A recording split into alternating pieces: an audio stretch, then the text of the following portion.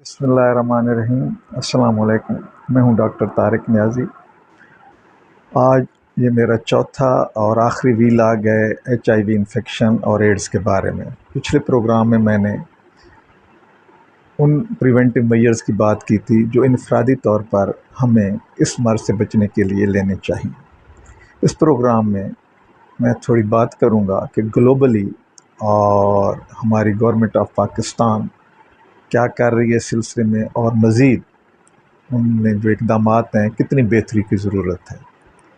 जब 1982 में इसका पहला केस आया था अमेरिका में, तो उस वक्त WHO जो कि आलमी इदारा है, world health organisation, health issues को देखता है, उसने एक ग्लोबल प्रोग्राम ऑन एड्स शुरू कर दिया था। इस प्रोग्राम के बहुत सारे मकासद हैं, लेकिन मेन मकसद ये था कि लीडरशिप प्रोवाइड करना पूरी दुनिया को, जो कि एड्स के बारे में आगाही दे सके और एड्स के मर्ज़ को कंट्रोल किया जा सके।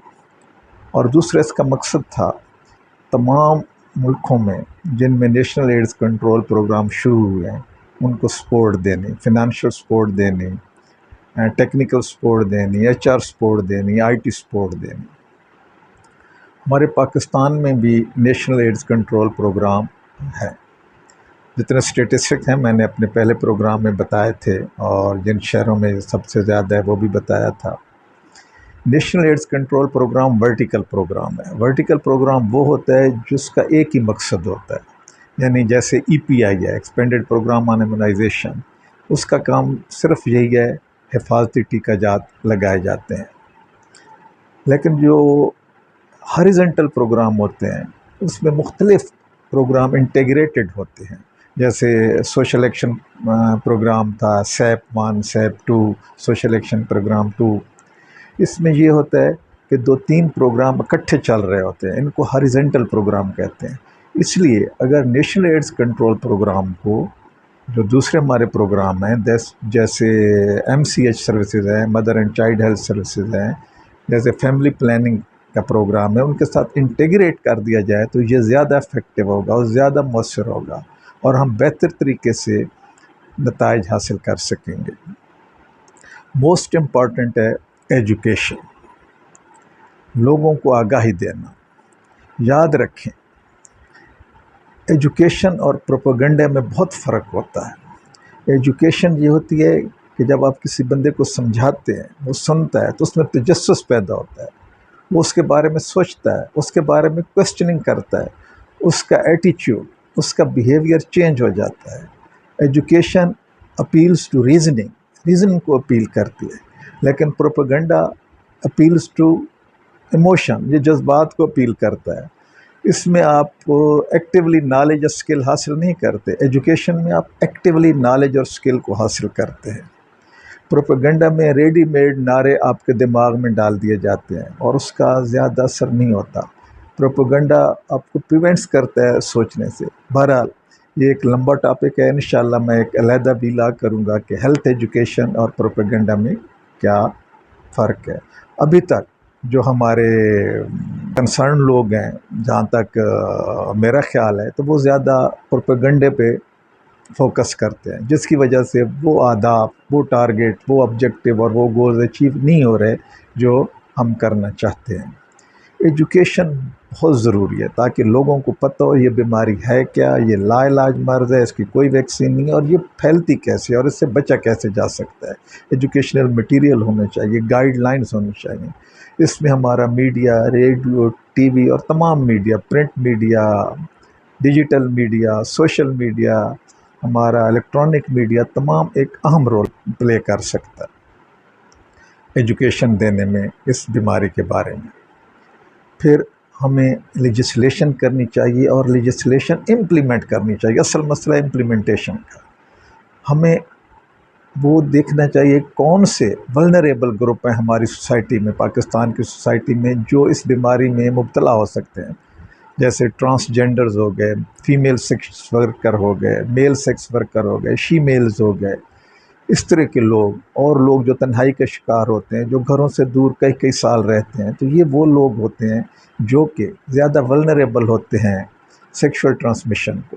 तो इन लोगों की स्क्रीनिंग होनी चाहिए, और जो लोग पॉजिटिव हैं ان کا ٹریٹمنٹ بھی ہونا چاہیے اور ان کی ریہیبلیٹیشن ہونی چاہیے، ان کی سوشل ریہیبلیٹیشن ہونی چاہیے، ان کی میڈیکل ریہیبلیٹیشن ہونی چاہیے، ان کی ووکیشنل ریہیبلیٹیشن ہونی چاہیے، ان کی پروفیشنل ریہیبلیٹیشن ہونی چاہیے، ان کی سائیکو تھراپی ہونی چاہیے، ان کو معاشرے کے لیے ایکسیپٹیبل بنانا چاہیے اور معاشرے کو بھی اور سوسائٹی کو بھی ایجوکیٹ کرنا چاہیے کہ وہ انہیں ایکسیپٹ کریں۔ میں ایک دفعہ انڈیا کے ٹی وی ہے زی ٹی وی، وہاں پہ ایک پروگرام دیکھ رہا تھا، تو ایک خاتون اینکر پرسن ایک ریڈ لائٹ ایریا میں گئی، تو وہ ایک فیمیل سیکس ورکر سے جو کہ HIV پازیٹیو تھی، ایڈز کی مریضہ تھی، تو اس سے پوچھنے لگی کہ آپ کلائنٹس جو آتے ہیں آپ ان کو کیوں نہیں حفاظتی اقدامات پر مجبور کرتی تاکہ وہ حفاظتی اقدامات کریں اور ان کو ایڈز نہ لگے۔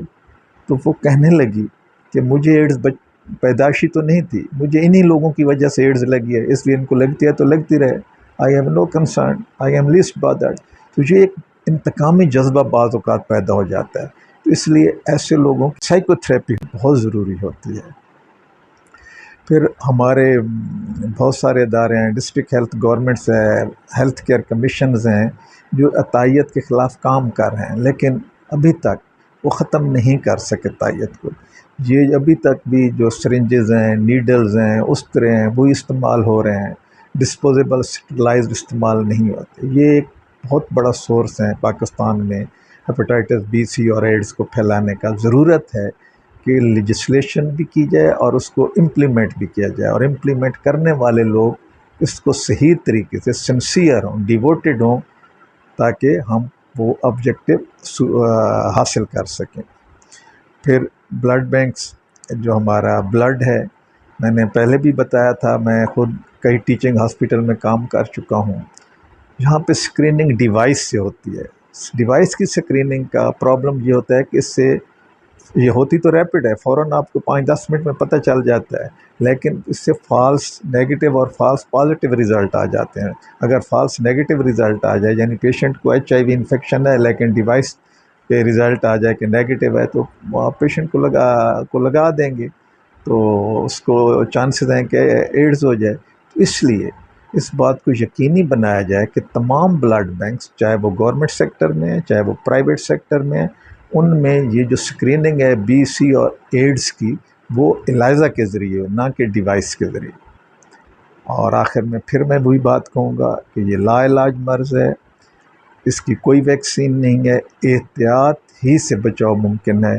اور یہ ریکویسٹ کروں گا کہ ایڈز کے مریض کو مریض سمجھیں، انہیں مجرم نہ سمجھیں، ایڈز کی بیماری کو بیماری سمجھیں، اسے جرم نہ سمجھیں۔ اور یہ آپ کو پتہ ہونا چاہیے کہ یہ صرف سیکشل ٹرانسمیشن سے نہیں پھیلتی، بلکہ یہ کنٹیمنیٹڈ بلیڈ، سرنجز اور پریشر سے بھی پھیل سکتی ہے، یہ بلڈ ٹرانسفیوژن سے بھی پھیل سکتی ہے۔ اللہ تعالی ہم سب کو اپنے حفظ و امان میں رکھے۔ خدا حافظ۔